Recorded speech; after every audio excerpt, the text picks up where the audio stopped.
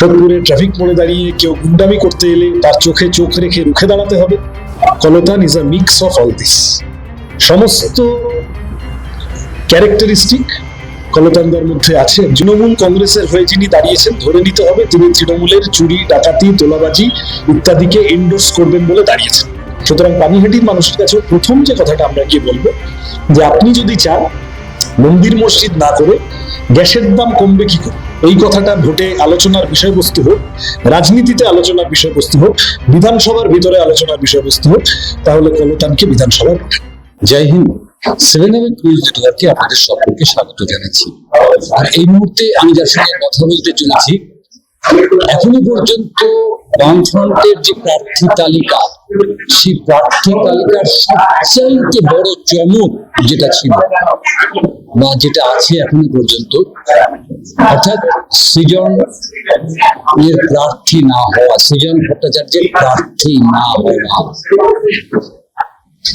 প্রার্থী হলেন না, অথচ 500 মাইলের গান বাঁধলেন। এই সমস্ত বিষয় নিয়ে ছোট্ট করে একটা আলোচনা। এই প্রার্থী না এত বড় একটা চমক, অথচ আমি দেখতে পাই যে দেখতে পেয়েছি যে বিভিন্ন জায়গায় পার্টি অফিস ভাঙচুর হচ্ছে প্রচার করছে যে তারা প্রার্থী হতে চায়। যাদের মাথায় আছে এইসব, তারা রাজনীতিকে ইনভেস্টমেন্ট হিসেবে দেখে। আর আমাদের পার্টিতে আমরা পার্টি কর্মী হিসেবে কাজ করতে আসি। সুতরাং পার্টি কর্মী হিসেবে কখনো প্রার্থী হতে হয়, কখনো প্রার্থীর পাশে হাঁটতে হয়, কখনো ইলেকশন এজেন্ট হতে হয়, কখনো পাড়ায় পোস্টার মারতে হয়, কখনো বক্তৃতা দিতে হয় সভায়। পার্টি কর্মী, পার্টি যে কাজ যেভাবে অ্যাসাইন করবে আমরা প্রত্যেকে সেই কাজ করতে দায়বদ্ধ। এর মাঝখানে এবং আমরা এবং কয়েকজন এবং 500 মাইলের গান রিলিজ করা, লিঙ্ক আছে, কোনো তাৎপর্য আছে? না, তাৎপর্য কি আছে? জনতা কারফিউ এর 6 বছর অতিক্রান্ত হলো, সেই উপলক্ষে সেই দিনটাকে টার্গেট করে আমরা 500 মাইলের গান করলাম। এবং 500 মাইলের গানটা করলাম মানে এটা আসলে একটা খুবই প্রচলিত বিখ্যাত ইংরেজি গান 500 মাইলস। তার অনুকরণে অনেক গান, অনেক সুর পৃথিবী জুড়ে হয়েছে, আমাদের দেশেও হয়েছে, হিন্দি ছবিতেও আছে, বাংলা গানেও কখনো কখনো অঞ্জন দত্তর এই গানটাকে রেফারেন্স করে একটা অত্যন্ত সুন্দর গান আছে, ইত্যাদি আছে। তো আমাদের মাথায় যেটা ছিল যখন গানটা লিখি, যে পরিযায়ী শ্রমিকরা যে হেঁটে চলেছে, এই হাঁটতে হাঁটতে 100 mile, 200 mile, 300 mile, 400 mile, 500 mile পেরিয়ে তারা বাড়ি পৌঁছানোর চেষ্টা করছেন, জীবন যুদ্ধে লড়ে যাচ্ছেন। লকডাউনের সময় মনে আছে, পেটে খাবার ছিল না, সরকার হাত তুলে নিয়েছিল, পুলিশ মারধর করেছিল, ট্রেনে কাটা পড়লো। তাহলে সেই পরিযায়ী শ্রমিকদের, সেই শ্রমজীবী মানুষের ইন জেনারেল, সে ক্ষেত মজুর হতে পারে, সে ঠিকাকর্মী হতে পারে, সে একদম প্রান্তিক কৃষক হতে পারে, সে সুইগি জোম্যাটোতে খাবার ডেলিভারি করছে এরকম কেউ হতে পারে। একেবারে প্রান্ত সীমায় পৌঁছে যাচ্ছেন যারা, যে মানুষেরা সরকারের ভুল নীতির ফলে, সরকার জনদরদি নয় সেই কারণে, সেই মানুষদের জীবন যন্ত্রণার কথা আমাদের গানে তুলে আনার চেষ্টা করেছি। এখন জনতা কারফিউ এর সময়টা এই বছর ভোটের সাথে কোইনসাইড করে গেছে এবং ফলত তাতে করে একটা ধারণা হয়েছে যে ভোটের গান। ঠিক ভোটের জন্য নয়, তবে এটাও আমরা বলেছি যে নির্বাচনের সময়, একটা রাজনৈতিক সংগ্রামের সময় কেউ যদি এই গানকে ব্যবহার করে মানুষের কাছে, শ্রমজীবী মানুষের পক্ষের কথা আর একটু পৌঁছে দিতে চান, আমাদের তাতে আপত্তি থাকবে না। আমার প্রিয় বন্ধু কলতা, যে আসনটিতে দাঁড়িয়েছেন সর্বশেষ, সেখানে যে কারখানাটা বন্ধ হলো তার নাম ডাকবেন, পৃথিবী বিখ্যাত একটা কথা। পাশাপাশি অজস্র কলকারখানা বন্ধ, এবং সেই বন্ধ কলকারখানার জমিতে একের পর এক বহুতল উঠছে, কর্মসংস্থানের কোনো ব্যবস্থা নেই। আমি এমন মানুষের উদাহরণ দিতে পারি যারা কোনোদিনও পানিহাটির বাইরে পা দেননি। পানিহাটি একটা এত সমৃদ্ধ জনপদ ছিল। কি বলবেন এই পানিহাটিকে নিয়ে, কি বলবেন এই পানিহাটির এই পরিস্থিতি তৈরি হয়েছে আজকে? এই গোটা বিটি রোডের এপার ওপার তোলাবাজির আখড়া হয়ে দাঁড়িয়েছে তৃণমূলের আমলে। একটার পর একটা সমৃদ্ধ জনপদ, আপনি যেভাবে বললেন, সোদপুর, পানিহাটি, আর এপাশেও বেশ কিছু আছে, ওদিকেও যত ব্যারাকপুরের দিকে এগোবেন আছে। এখানকার মানুষ ভালো থাকতেন মোটের উপরে। সমৃদ্ধ অঞ্চল, পুরনো কলকারখানার অঞ্চল, মানুষ নিজের মতো করে একটা সাংস্কৃতিক পরিমণ্ডল ছিল, যুক্তিবাদের একটা প্রসার ঘটেছিল। এবং এটা কেবলমাত্র সবটা সিপিএম এর হাত ধরে হয়েছে তা না, তার একটা দীর্ঘ ইতিহাস সব মিলিয়ে আছে। এবং অবশ্যই বামপন্থীদের সময়ও তার যে চলন সেটা বজায় ছিল। তৃণমূল আমলে গত 15 বছরে গুন্ডামির আখড়া হয়ে দাঁড়িয়েছে, লুটের আখড়া হয়ে দাঁড়িয়েছে, ধর্ষকদের আখড়া হয়ে দাঁড়িয়েছে। সমস্ত রকম গর্তের ভিতরে ঢুকে থাকা ফোর্স তারা বেরিয়েছে, তারা বুঝেছে যে এই সরকারটা আমাদের সরকার, লাগাম ছাড়া মানুষের উপর অত্যাচার করে। তাহলে এখান থেকে বাঁচাতে হবে। বাঁচানোর জন্য আপনি যে বললেন, আমার খুব কাছের দাদা কলতানদা, আমরা যেভাবে চিনেছি ছোট থেকে, দৃঢ়ভাবে বিধানসভার ভিতরে দাঁড়িয়ে পানিহাটির মানুষের দাবি দাওয়া বলতে হবে, পানিহাটির রাস্তায় দাঁড়িয়ে, সোদপুরের ট্রাফিক মোড়ে দাঁড়িয়ে কেউ গুন্ডামি করতে এলে তার চোখে চোখ রেখে রুখে দাঁড়াতে হবে। আবার কোনো বিপদে পড়া মানুষ কোনো একটা আর্জি নিয়ে গেলে পরম মমত্ববোধে সেই মানুষের কাজটা কত তাড়াতাড়ি করে দেওয়া যায় সেইটা খেয়াল করতে হবে। Koltan is a mix of all this. সমস্ত ক্যারেক্টারিস্টিক কলতানদার মধ্যে আছে। একজন ভালো সবল জনপ্রতিনিধি হয়ে ওঠে। আমরা আরেকটা অদ্ভুত একটা সমাগম এসে আমরা দেখতে পাচ্ছি, পানিহাটিতে একজন বাবার ছেলে দাঁড়িয়েছে, একজন মেয়ের মা দাঁড়িয়েছে, আরেকজন মেয়ের বাবাও দাঁড়িয়েছে। ও তো কলতানদাকে যখন মিথ্যা মামলায় জেল খাটাতে গেল অভয় আন্দোলনের সময়, তো তো জেল থেকে ছাড়া পেল তার অল্প কয়েকদিনের মধ্যে মেয়ে জন্মালো। তো সুতরাং ঠিক ওইভাবে সবটা ছেলের বাবা, মেয়ের মা ওইভাবে দেখার বিষয় না। আমি কারোর ওইভাবে কথা বলতে চাই না, কিন্তু তৃণমূল কংগ্রেসের হয়ে যিনি দাঁড়িয়েছেন ধরে নিতে হবে তিনি তৃণমূলের চুরি, ডাকাতি, তোলাবাজি ইত্যাদিকে এন্ডোর্স করবেন বলে দাঁড়িয়েছেন। এই যে আরজিকর হাসপাতাল থেকে সাত তাড়াতাড়ি লাশ লোপাট করে দেওয়ার চেষ্টা, তৃণমূলের কাউন্সিলর ডেথ সার্টিফিকেট সই করিয়ে দিল, বিভিন্ন রকম ভাবে তাড়াতাড়ি সব অন্ধকার রেখে মরদেহ পুড়িয়ে দেওয়ার চেষ্টা, দাহ কার্য করে দেওয়ার চেষ্টা। তৃণমূলের হয়ে যিনি দাঁড়িয়েছেন তিনি যদি বাবার ছেলে নাও হতেন তাহলেও তাকে এটা জবাব দিতে হতো যে তুমি এই অসভ্যতাকে এন্ডোর্স করো না করো। এই যে 26,000 লোকের চাকরি চলে যাওয়া বলুন, এই যে 10,000 12,000 স্কুল বন্ধ হয়ে যাচ্ছে বলুন, এই যে 100 দিনের কাজটা চুরির জন্য আটকে গেছে বলুন, এই যে কাজ নেই, চাকরি নেই, শিক্ষার এত খারাপ অবস্থা, স্বাস্থ্যের এত খারাপ অবস্থা, হেলথ সেন্টার এত খারাপ অবস্থায় পড়ে আছে। 15 বছর হয়ে গেল তো সরকার চালাচ্ছেন, আর 34 বছরের গল্প দিয়ে তো লাভ নেই। এই 15 বছরের অপশাসনকে যিনি এন্ডোর্স করবেন তিনি তৃণমূলের পক্ষে। অন্যজন যিনি দাঁড়িয়েছেন তাকে তিনি সন্তানহারা মা, তার বিরুদ্ধে একটা কথাও বলার কোনো ইচ্ছা আমাদের কারণ নেই। তবে পানিহাটির বিজেপির প্রার্থী হয়ে যদি কেউ দাঁড়ান, সন্তানহারা মাকে কিছু বলবো না, কিন্তু পানিহাটির বিজেপি প্রার্থীকে তো প্রশ্ন করতে হবে, অমিত শাহ একবারও দেখা করলো না কেন অভয়ের মা বাবার সাথে? মোহন ভাগবত কেন এসে বলে গেছিল যে এই ঘটনায় রাজ্য সরকার যা করবে আমরা তার সাথে আছি? সিবিআই, সীমা পাহুজা কত এরকম এই চায়। সিবিআই তারা সাপ্লিমেন্টারি চার্জশিট দিতে পারলো না। সিবিআই সন্দীপ ঘোষদের অ্যারেস্ট করেছিল, কিছু খুঁজে পেয়েছিল বলেই অ্যারেস্ট করেছিল। সুপ্রিম কোর্টের বিচারপতি পুলিশের লক্ষ্যজনক ভূমিকা দেখে বললেন যে পুলিশ অপরাধীদের আড়াল করছে।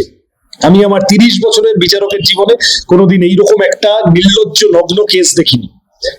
তারপরেও সেই পুলিশ অফিসার জামিন পেয়ে গেল, সন্দীপ ঘোষ জামিন পেয়ে গেল, সিবিআই সাপ্লিমেন্টারি চার্জশিট জমা দিতে পারলো না। তাহলে তদন্তটা মাঝখানে ঝুলিয়ে দিল কারা? কেজরিওয়াল অ্যারেস্টেড হয়ে থাকতে পারে, চিদম্বরম অ্যারেস্ট হতে পারে, স্টালিনের পিছনে লেগে যেতে পারে, শরদ পাওয়ারের পিছনে লেগে যেতে পারে, রাহুল গান্ধীর পিছনে লেগে যেতে পারে, পিনারাই বিজয়নের পিছনে লেগে যেতে পারে। আর পশ্চিমবঙ্গে ঢুকে হাজরা মোড় ক্রস করতে পারে না ইডি, সিবিআই, কালীঘাটের কাকু অব্দি পৌঁছাতে পারে কিন্তু কালীঘাটের ভাইপোকে ধরে না। সবাই বোঝে এই সেটিং কেন? এর জবাব দুর্ভাগ্যজনক ভাবে হলো পানিহাটির বিজেপি প্রার্থী আজকে যিনি হয়েছেন, আমরা করতাম না, করতে চাই না, কিন্তু তিনি বিজেপির প্রার্থী হয়ে গেছেন, তাকে এই জবাব দিতে হবে মানুষের কাছে।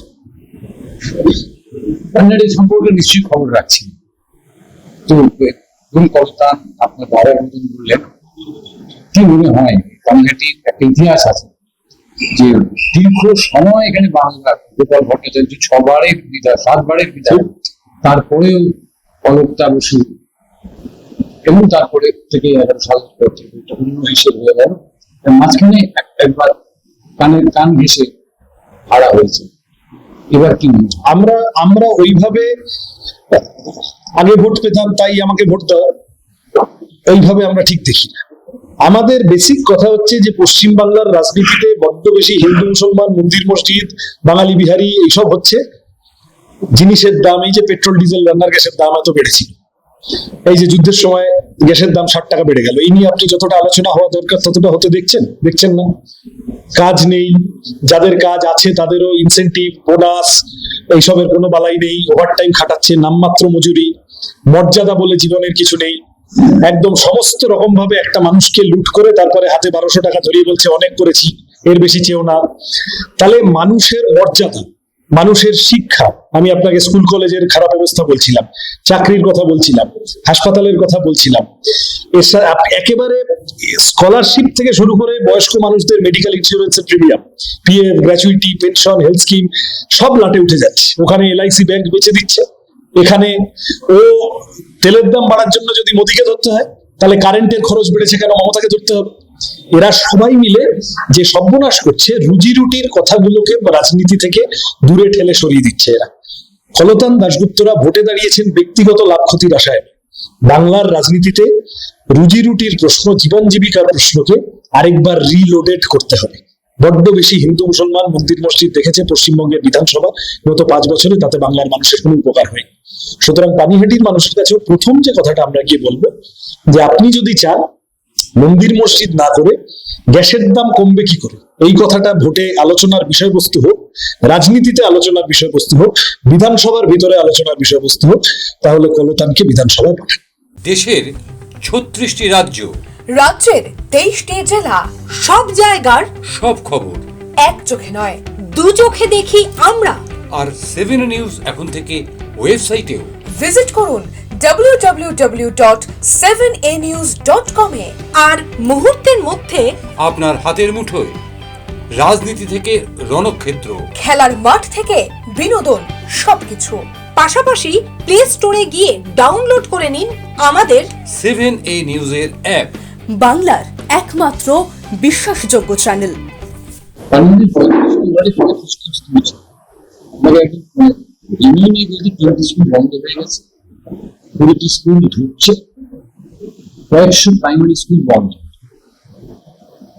এই অবস্থা শিক্ষার এই জায়গায় শিক্ষা দাঁড়িয়ে গেছে।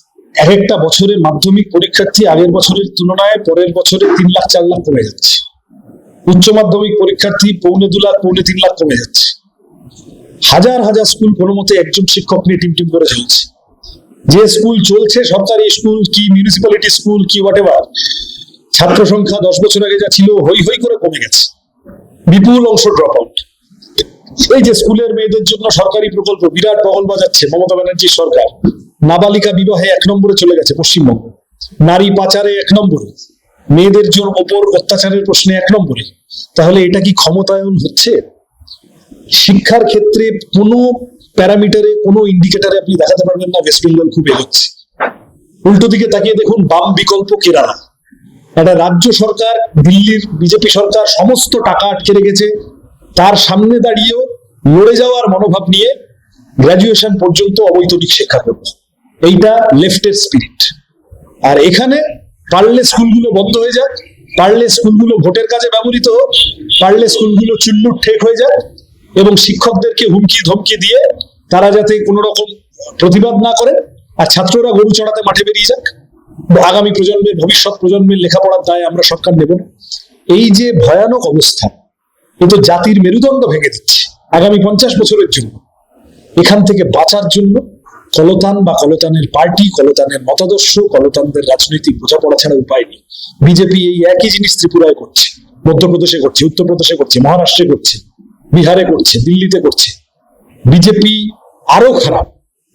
তাহলে এই পরিবেশ থেকে যদি আবার বাংলাকে কি বলবো ইউটার্ন করিয়ে আবার যুক্তিযুক্ত কথায় শিক্ষা, স্বাস্থ্য, কাজের প্রশ্নে নিয়ে আসতে হয়, তাহলে কাস্তে হাতুড়ি ছাড়া বিকল্প নেই। ঠিক, আমরা এতক্ষণ কথা বললাম সৃজন ভট্টাচার্যের সঙ্গে। উনি সরাসরি জানিয়ে দিলেন যে দামেদের কোনো বিকল্প নেই। দামেদের কোনো বিকল্প আছে কি নেই তার বিচারের দায় আমাদের নয়, বিচারের দায়িত্ব আমাদের নয়, বিচারটা করবেন আপনারা, এবং আমরা অপেক্ষা করবো 4 মে পর্যন্ত আমাদের রায় শুনবার জন্য। ক্যামেরা শিমুল পালের সঙ্গে চন্দন সেনগুপ্ত, 7 নিউজ। জয় হিন্দ।